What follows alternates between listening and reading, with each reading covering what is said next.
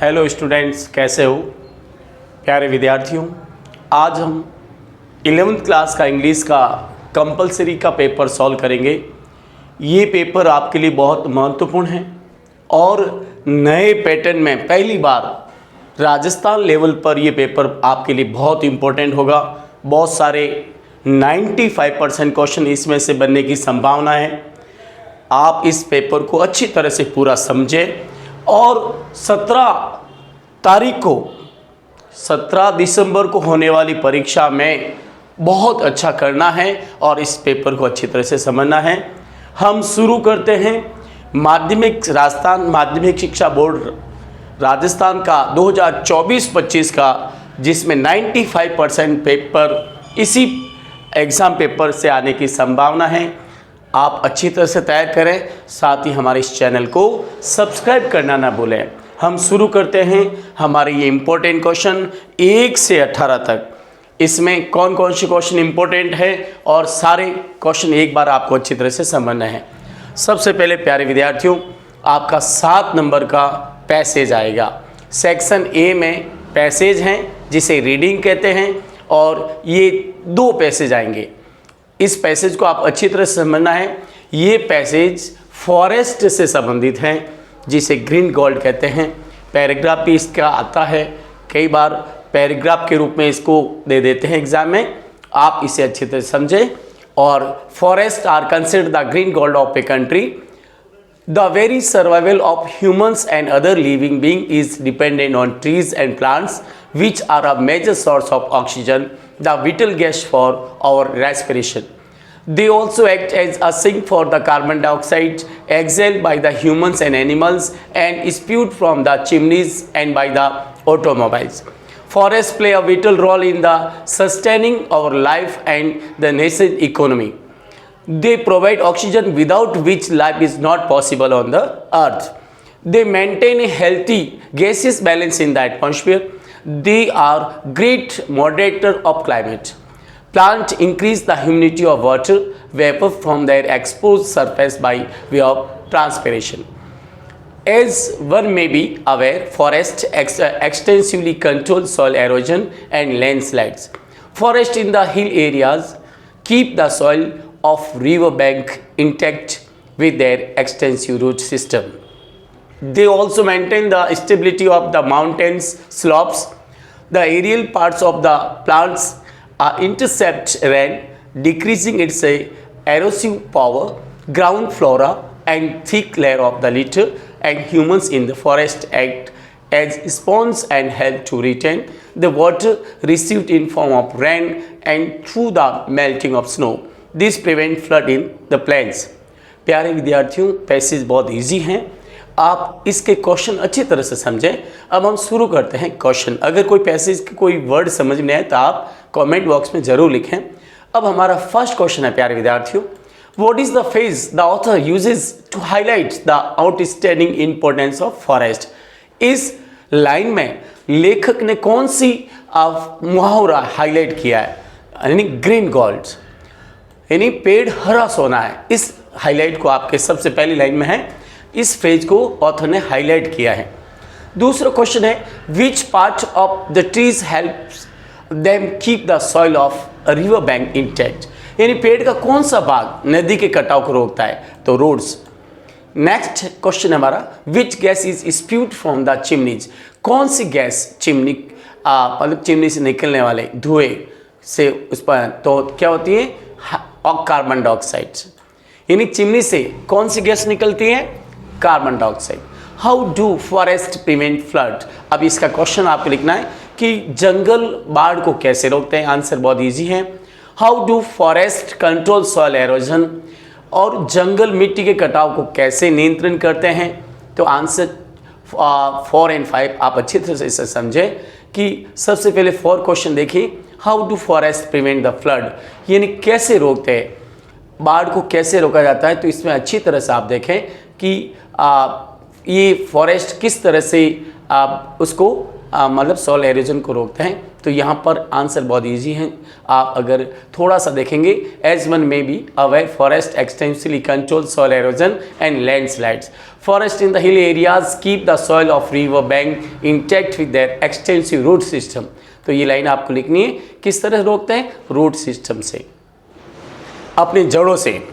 इस तरह से आपको क्वेश्चन तैयार करना। How do forest control soil halogen, मैंने अभी बताया। How do forest prevent the flood, बहुत इजी है।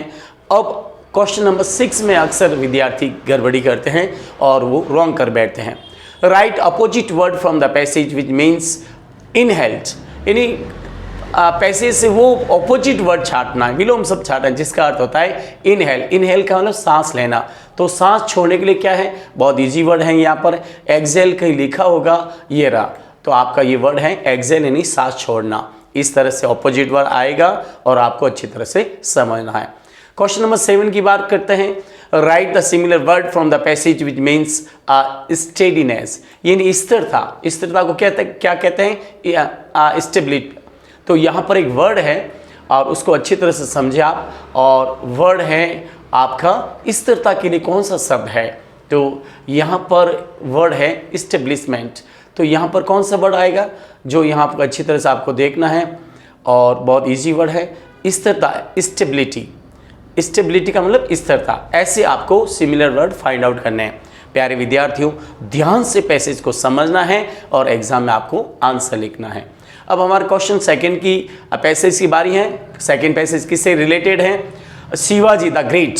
प्यारे विद्यार्थियों, शिवाजी मराठा और औरंगजेब के युद्ध के बारे में है, और इसमें बहुत इजी है, आपको अच्छी तरह से समझना है। आप इस पैसेज को देखिए, मैं एक बार रीड कर लेता हूँ। Shivaji the great was a very voice and brave king. When Aurangzeb imprisoned him at Agra, he thought of a clever plan and escaped from there in 1666. At this, the whole of Marathas was filled with a great joy. Aurangzeb, on the other hand, got furious यानी आग बबूला, and broke all the treaties का मतलब संधि made by him with a Shivaji and began to trouble the small Marathas kingdom in many ways. Shivaji कई तरीकों से मराठा राजधानी को प्रताड़ित करने लगे। Shivaji didn't watch all this quietly. Shivaji शांति से नहीं बैठे रहे।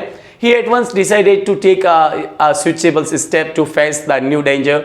He consulted his brave and trusted general like Pratap Rao Gujar and Niraji Rao, organized his own forces and began to wrest fought from the hands of Aurangzeb. फिर वो एक एक करके औरंगजेब से सारे किले रिलीज करते रहे। Maratha soldiers were determined even to die for Shivaji. Maratha सैनिकों ने शिवाजी के लिए मरने के लिए निश्चय कर लिया, यानी अपना जीवन बलिदान करने के लिए निश्चय कर लिया।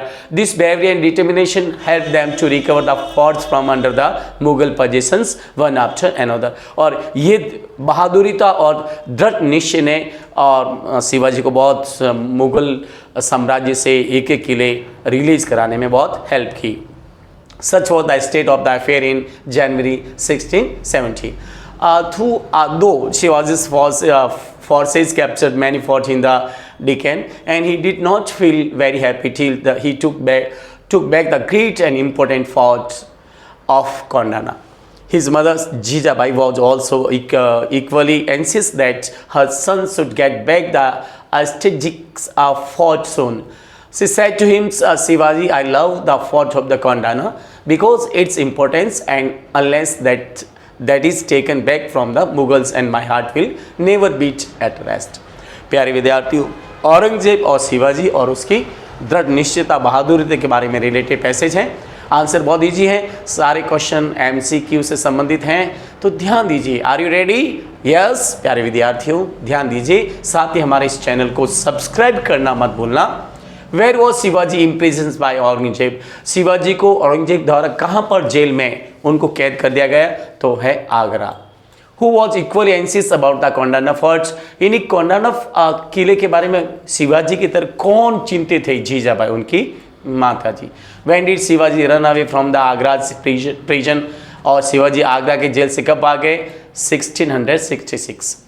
What did Aurangzeb do when he came to know that Shivaji ran away from the prison? Aurangzeb ने क्या किया जब उन्हें पता लगा कि शिवाजी जेल से भाग गए? Made friendship, attack on Maratha, broke all the treaties and hanged himself. तो ब्रोक ऑल द ट्रीटीज, सारे संधियां ब्रेक कर ली। Which fort did Shivaji's mother like most? Shivaji की माता जी कौन सा किला ज़्यादा चाहती थी? यानी Kondana. Find out the similar word from the passage which means right. Right का सिमिलर वर्ड ढूंढना है। राइट यानी अधिकार, पोजीशन यानी अधिकार। Find out the opposite word from the passage which means cowardice, यानी कॉवर्डाइज यानी कायरता। इसका ऑपोजिट वर्ड ढूंढना तो ब्रेवरी होता है। कॉवर्डाइज का कायरता, ब्रेवरी यानी बहादुरी था। प्यारे विद्यार्थियों, अब हमने सेक्शन ए रीडिंग पढ़ा जो 14 मार्क्स का था। अब हम सेक्शन बी की ओर चलते हैं जो आपके 4 मार्क्स के क्वेश्चन है। सबसे पहले क्वेश्चन ऐसा आएगा, right a task in 120 words giving description of and process of how made I T based on the following hints. यानी आपने हाउ आई मेड टी, इसको यहाँ पर ध्यान रखना, हाउ आई मेड टी, यहाँ आएगा मैंने चाय कैसे बनाई। तो इस पर आपको एक पैराग्राफ लिखना, या ये नहीं आएगा हाउ आई मेड टी, मैंने चाय कैसे बनाई।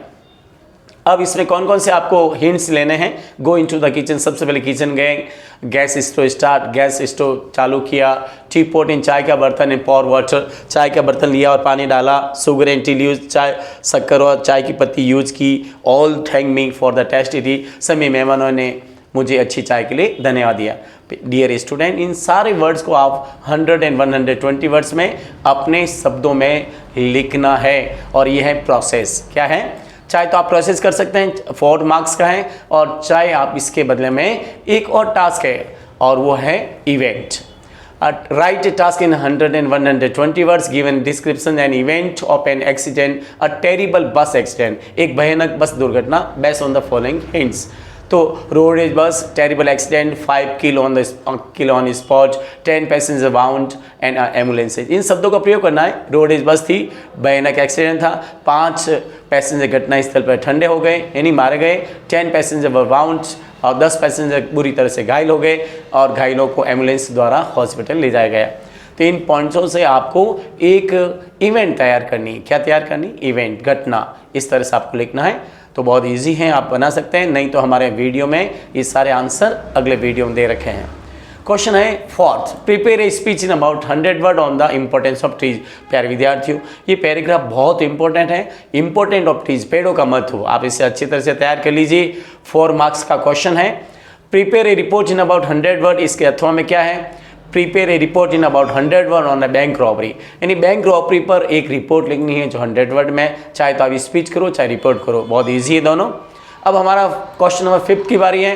Right a letter to the district collector to ban on the loud speaker during the examination period, यानी परीक्षा के दौरान, परीक्षा अवधि के दौरान जिला कलेक्टर को एक लेटर लिखना है जिसमें लाउड स्पीकर पर बैन लगाना है। प्यारे विद्यार्थियों, और बहुत इंपॉर्टेंट है, इजी लैंग्वेज में आप इसको लिख सकते हैं और नहीं समझ में आने पर आप हमारे अगले वीडियो को इससे रिलेटेड सारे लेटर पढ़ सकते हैं। प्यारे विद्यार्थियों, अब आ रहा है write an application to a principal of your school to issue you a character certificate. आप चाहो तो एप्लीकेशन भी लिख सकते हैं प्रिंसिपल को, जो आपके चरित्र प्रमाण पत्र के लिए बहुत इंपॉर्टेंट है, और इसको भी आप चाहे तो अथवा में कर सकते हैं। प्रिंसिपल को लिखना है कि आपको करेक्टर सर्टिफिकेट इश्यू करें। अब डियर स्टूडेंट, तैयार हो जाइए ग्रामर की ओर, और सेक्शन सी में क्या है? ग्रामर है, और हर 3 क्वेश्चन 6, 7, 8, 9 ये 3 नंबर के क्वेश्चन हैं। चलिए, आर यू रेडी? सबसे पहले डिटरमिनर्स की बारी है। डिटरमिनर्स में क्या आता है? Article A and the, many, much और सम, एनी और little, a little, the little, few, a few, a the few. तो इस तरह से है। सबसे पहले शुरू हो जाइए आप। There was traffic on the road. Traffic, there was a much traffic on the road. पहले में क्या आएगा? much, यानी ट्रैफिक को हम काउंट नहीं कर सकते हैं। Mister M K Pawar is an M A in English. Mister M K Pawar is an M A in English. क्या आएगा? एन, क्योंकि साउंड हमेशा इसका वोवल का हो रहा है। M A, M P, M L A, ये सारे साउंड हमेशा वोवल का देते हैं, इसलिए हम वोवल के आगे एन का प्रयोग करते हैं। 3rd हमारा question, knowledge is a dangerous thing, यानी थोड़ा ज्ञान हमेशा खतरनाक होता है। तो ज्ञान को नहीं गिन सकते, अनकाउंटेबल है, a little knowledge is a dangerous thing, यानी अधूरा ज्ञान हमेशा खतरनाक होता है। तो प्यारे विद्यार्थियों, अ लिटिल नॉलेज को काउंट नहीं करते हैं, ये अनकाउंटेबल वर्ड है। काउंटेबल के लिए सम का प्रयोग करते हैं और अनकाउंटेबल ज़्यादातर ये a little knowledge is a dangerous thing, यानी अधूरा ज्ञान खतरनाक होता है। अब प्यारे विद्यार्थियों, हमारा टेंस की बारी है, ध्यान दीजिए। The bell had rung before we reached at the school, past perfect tense है। बिफोर के पहले हैड प्लस थर्ड फॉर्म का प्रयोग होता है और ये 32 का नियम इसे कहते हैं। The bell had ranged before we reached at school, हमारे स्कूल पहुंचने से पहले घंटी बज गई थी। सेकेंड क्वेश्चन है हमारा, भूमिका फिजिक्स सिंस मॉर्निंग, तो यहाँ क्या आएगा? Bhumika has been reading a physics since morning, ये प्रेजेंट परफेक्ट कंटिन्यू टेंस है, क्योंकि सिंस फॉर उसमें प्रेजेंट परफेक्ट कंटिन्यूस में होता है, जहाँ हेल्पिंग वर्ब हैज़ बीन और हैव बीन यूज होती है। यहाँ पर सिंगुलर है, भूमिका सिंगुलर है, इसलिए हैज़ बीन का प्रयोग होगा। Bhumika has been reading physics since morning. प्यारे विद्यार्थियों, अच्छी तरह समझ में आया होगा। आपको अगर कोई समस्या नज़र आती है तो आप हमारे कमेंट बॉक्स में ज़रूर कमेंट करें और इसका रीज़न मैं आपके ज़रूर दूंगा। और अगला क्वेश्चन है हमारा, Puja food when I went to see her, जब कभी वेंट के पहले सिंस फॉर नहीं हो तो हमेशा वॉज वर आईएनजी का प्रयोग होता है और इसे पास्ट कंटिन्यू टेंस कहते हैं। ये इसका रूल है, वेन के बाद हमेशा सेकेंड फॉर्म आती है, वेन के पहले अगर सिंस फॉर नहीं हो तो वॉज वर आईएनजी लगेगा। यहाँ पर होगा answer, Puja was cooking food when I went to see her, तो वॉज कुकिंग आएगा। प्यारे विद्यार्थियों, अच्छी तरह से समझ में आया होगा। अब हम आगे चलते हैं मॉडल्स, बहुत इजी हैं। आपके 3 मॉडल के क्वेश्चन आएंगे। There are some clouds in the sky so it rain today, तो जब कभी ये आकाश में बादल हो, बारिश हो ना हो, तो ये संभावना होती, पॉसिबिलिटी, जिसके लिए में आता है। There are some clouds in the sky so it may rain today, यानी आकाश में कुछ बादल हैं, आज बारिश हो सकती है, तो ये पॉसिबिलिटी है, संभावना है। खुशी स्पीक इंग्लिश वेरी वेल, तो जब कभी मतलब एबिलिटी होती है तो वहाँ कैन लगता है। खुशी can speak English very well, तो यहाँ कैन आएगा। हमारा अगला है third, they rules of the class, उन्हें कक्षा के नियमों का पालन करना चाहिए, तो ये मस्ट आएगा, क्योंकि क्लास के नियमों का पालन करना हर एक के लिए कंपलसरी होता है, नेसेसरी होता है। ऑब्लिगेशन भी है, नेसेसरी भी है, श्योरली भी है, सर्टेनली भी है, इसलिए मस्ट का प्रयोग होगा। तो यहाँ पर they must follow the rules of class, यहाँ पर दे मस्ट फॉलो। ध्यान रखना, हमेशा मॉडल के बाद वर्ब की फर्स्ट फॉर्म आती है। प्यारे विद्यार्थियों, याद रखना, मॉडल्स के बाद हमेशा वर्ब की first form, they must follow the rules of class. समझ में आया? अब हम चलते हैं हमारे प्रीपोजिशन की ओर। आपके प्रीपोजिशन भी आएगा, fill in the blanks with the suitable preposition, यानी आप एक उपयुक्त प्रीपोजिशन इसमें यूज करना है। What is time by your watch, प्यारे विद्यार्थी, जब कभी घड़ी का समय पूछते हैं तो बाय लगता है। What is the time by your watch. I will go to Ajmer on Sunday, हमेशा डेज की नेम के पहले ऑन लगता है, on Sunday, on Monday, on Tuesday, on Wednesday, on Thursday, Friday, Saturday. समझ में आया ना? और नेक्स्ट है द टेबल इज मेड, अब जब कोई चीज़ बनी होती है और अगर हमारे सामने है, वो दिखाई दे रही है, तो मेड ऑफ आता है, ध्यान रखना। और वही चीज़ अगर किसी देश में बनी हो तो उसमें मेड इन आता है। माई table is made of plastic, अगर यह देश का नाम होता तो मेड इन। तो ध्यान रखना, जब कभी कोई चीज़ बनी हो और हमारे सामने हो, दिखाई दे रही हो, तो ऑफ आता है। तो माई table is made of plastic. प्यारे विद्यार्थियों, अच्छी तरह से समझ आया होगा। अब हम 10 क्वेश्चन की बात करें, और क्वेश्चन हमारे अगले वीडियो में इसके सारे आंसर शीट हैं, आप चाहे तो इनको तैयार कर सकते हैं। फिर भी मैं आपको सारे क्वेश्चन समझा रहा हूँ 1 by 1। Answer any 2 question out of 3 in 20 and 25 words, और आपको 3 में से 2 क्वेश्चन अटेम्प्ट करने हैं। और इस तरह से क्वेश्चन किसके हैं? पोइट्री के। Where are the girls and who is taking their photos, यानी लड़कियां कहाँ पर है और वो उनका फोटो कौन ले रहा है। तो लड़कियां कहाँ पर हैं? At the bank of the ocean, यानी समुद्र के तट पे हैं। The girls are at the ocean, at the bank of ocean. और their uncle is taking their photo, यानी उनके फोटो कौन ले रहे हैं? अंकल। आपके पहली पोएम है फोटोग्राफ, उसमें है the girls are standing near the bank of ocean या sea and their uncle is taking their photo, ये आंसर होगा। आप इस तरह से आंसर शॉर्ट और अच्छा सा लिखकर आंसर मार्क्स ला सकते हैं। अब हमारा क्वेश्चन नंबर 2 की बारी है। आपको 3 में से 2 क्वेश्चन अटेम्प्ट करने हैं।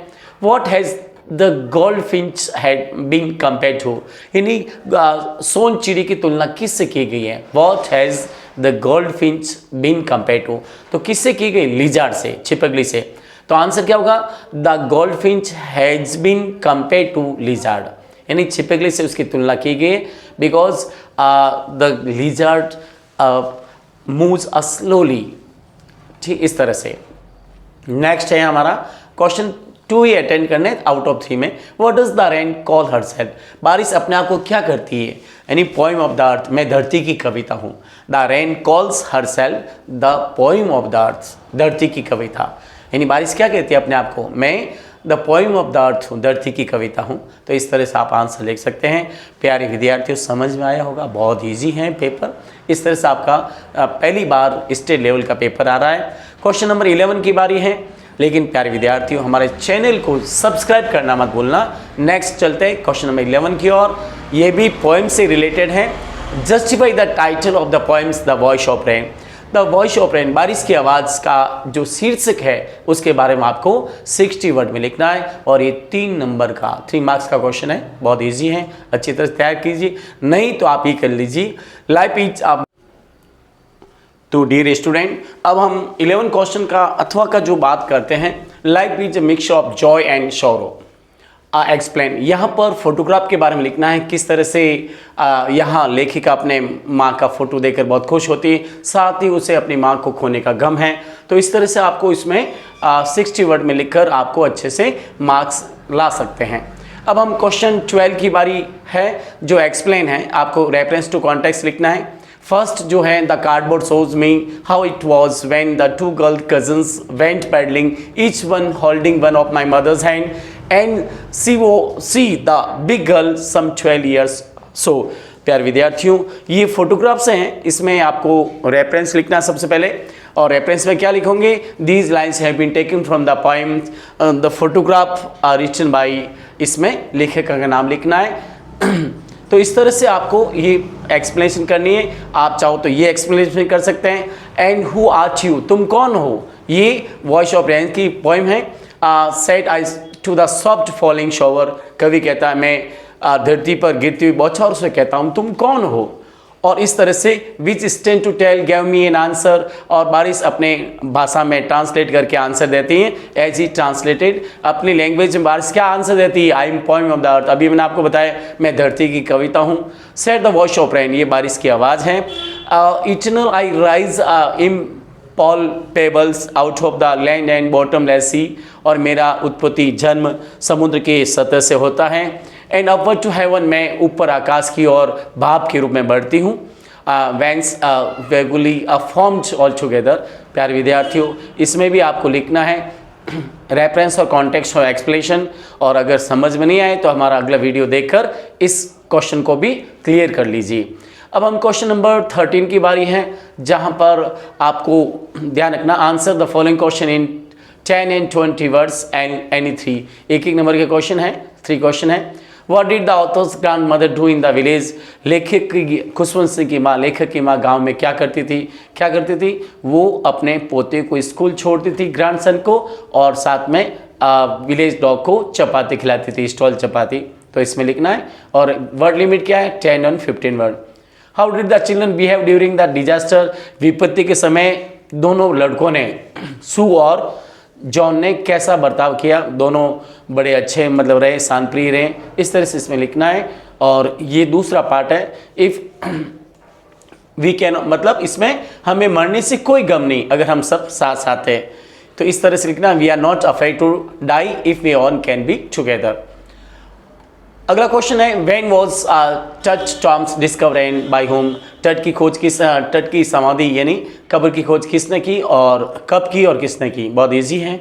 विच are the chief biological system of earth? पृथ्वी के 4 मुख्य तत्व कौन कौन से हैं? फिशरीज हैं, फॉरेस्ट्रीज हैं, ग्रासलैंड है, क्रॉपलैंड है। इसके बारे में लिखना है, सिर्फ नाम ही लिखना है क्योंकि 15 वर्ड्स ही हैं। 1 नंबर का क्वेश्चन है। अब हमारा क्वेश्चन नंबर 14 की बारी है। Answer any 2 question in about 60 word, और 2 क्वेश्चन करने 3 में से, और आपकी वर्ड लिमिट होगी 60।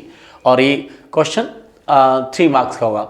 The author's grand mother was a religious lady, explain. लेखक की खुशवंत सिंह की माँ एक धार्मिक महिला थी, स्पष्ट कीजिए। तो उसमें लिखना है वो गांव में कुत्तों को रोटी खिलाती थी, अपने पोतों को मतलब स्कूल ले जाती थी क्योंकि मंदिर भी स्कूल के पास में था। ये सारी बातें लिखनी है और मंदिर में वो रिलीजियस बुक यानी स्क्रिप्चर्स पढ़ती थी। बाद में दोनों दादी और पोते वापस घर लौटते थे। इस तरह से उसका वो सारे दिन अपने होठ अपने प्रेयर में चलाती थी। इस तरह से उसमें लिखना है कि वो रिलीजियस लेडी थी। अगला क्वेश्चन है what message do you get from the story we are not afraid to die. हमें मरने से कोई गम नहीं। इस कहानी से आपको क्या शिक्षा मिलती है, क्या संदेश मिलता है कि हमें संकट में भी, मुसीबत में भी हमें हिम्मत नहीं हारनी चाहिए। हमें इन ऐसे सू और जॉन की तरह रहना चाहिए, जॉनथन की तरह, और हमें मतलब संकट का सामना करना चाहिए। और उन्होंने अपने पेरेंट्स को भी हौसला बंधाया और कहा कि मतलब किसने कहा, जॉन ने कहा था, पापा we are not afraid to die, हमें मरने से कोई भी गम नहीं अगर हम सब साथ साथ हैं।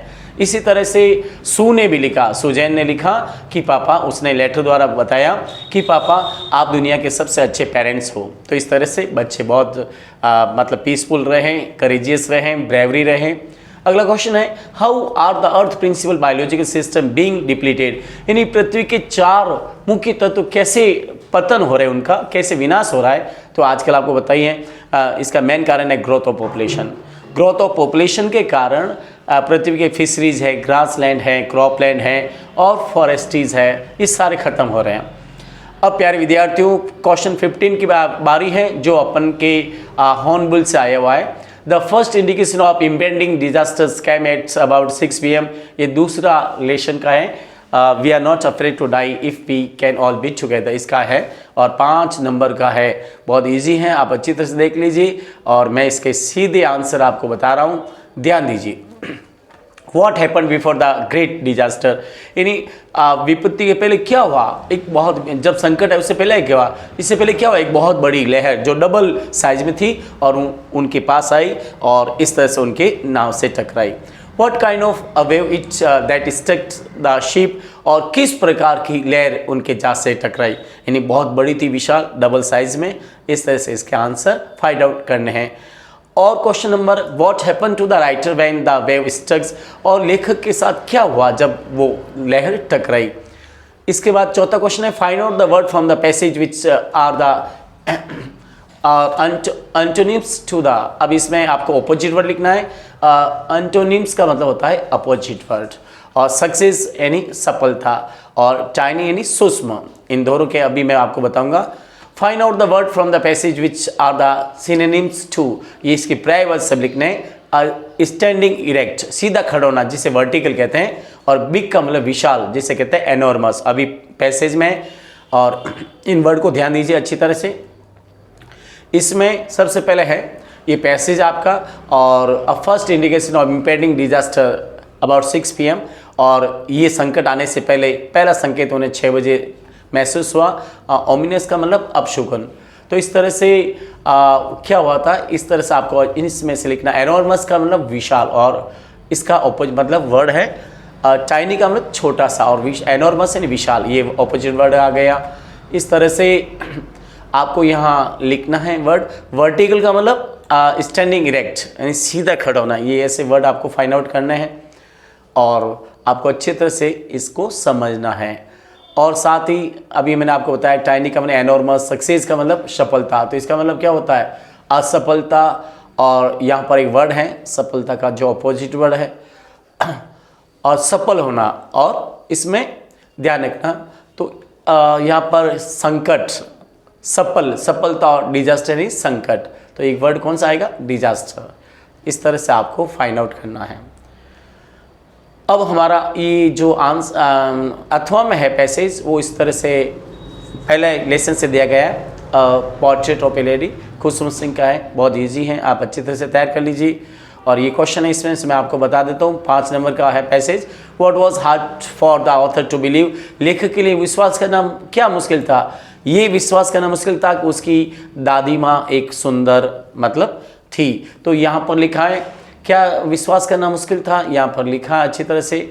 और यहाँ पर लिखा था that she had once been young and pretty, वो एक समय सुंदर और जवान थी। ये विश्वास करना मुश्किल था, ये लिखा हुआ आगे। और had in even a husband that was hard to believe. तो इसका आगे वाला लिखना है, लेखक के लिए विश्वास करना मुश्किल था क्योंकि उसकी दादी यंग और प्रीटी थी। तो इस तरह से आंसर है। Why did grandfather look in the portrait, चित्र में दादाजी कैसे दिखाई देते थे? तो वो 100 ईयर्स के दिखाई देते थे, ऐसा लग रहा था कि उनके लूज का फिटिंग क्लॉथ है, और पोर्ट्रेट में वो कैसे उनके मेंटल पीस पर पोर्ट्रेट लगी हुई थी, चित्र लगा हुआ था, और लंबी सी दाढ़ी थी, लंबी सफ़ेद दाढ़ी थी जो उनके चेस्ट के हाफो पार्ट को कवर्ड की हुई थी, और वो 100 कम से कम 100 ईयर्स के लग रहे थे, और वैसे वैसे आदमी नहीं लग रहे थे, ऐसे लग रहे थे जैसे उनके ढेरों सारे बच्चे हो, यानी चिल्ड्रन हो। इस तरह से प्यारे विद्यार्थी इसको लिखना है।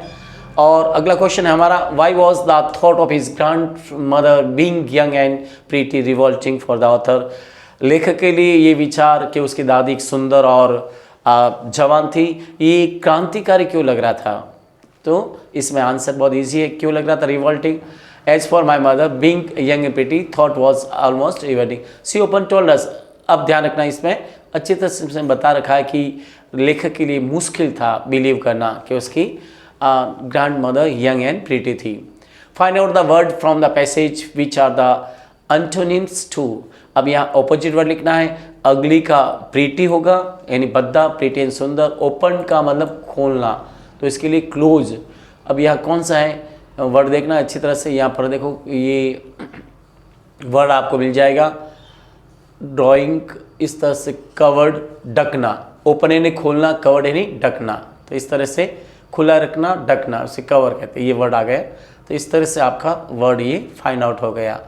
अब हम इसके सिनोनिम्स करते हैं। सिनोनिम्स में स्टोरीज इसका प्राइवेट शब्द है, तो इसका फैबल्स, यहाँ पर एक वर्ड है, दंत कथाओं को फैबल्स कहते हैं। यहाँ पर कौन सा वर्ड है वो इधर, ये रहा फैबल्स। फैबल्स का मतलब स्टोरीज, इस तरह से। और अगला वर्ड है टाइट। अब टाइट का मतलब ऐसे कसा हुआ, तो इसमें एक वर्ड होगा, ध्यान रखना, लूज फिटिंग, यहाँ पर लिखा ना, टाइट का मतलब कसा हुआ, और लूज, ये लूज यानी ढीला डाला, ये वर्ड आ गया। तो इस तरह से आपको आंसर फाइंड आउट करने हैं। और अब हमारा क्वेश्चन नंबर 16 की बारी है। Draw describes the correct sketch of author's grandmother, दादी, लेखक के दादी माँ का चरित्र चित्रण कीजिए। 2 नंबर का क्वेश्चन है, this is very important question, और it may be appear in surely in half yearly exam for you. Draw the correct sketch of George Pearson in about 60 word, और जॉर्ज पियर्सन के बारे में आपको लिखना है कि जॉर्ज पियर्सन कैसा है, उसके बारे में लिखना है आपको, चाहे तो ये करो चाहे ये करो।